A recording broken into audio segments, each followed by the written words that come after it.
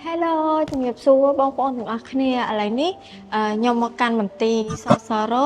ដើម្បីមកមើលការលិចត្រដែតឡើងវិញនៅរូបគំនូរក្នុងព្រះវិហារព្រះកែវមរកតអញ្ចឹងយើងចង់ដឹងចង់ឃើញថា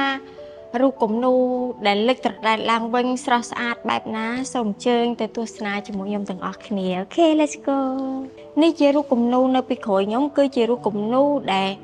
កាលពី100ឆ្នាំជាងមុនបងប្អូនឥឡូវនេះខ្ញុំបានមកទស្សនាផ្ទាំងគំនូរនៅមន្ទីរសសរហើយ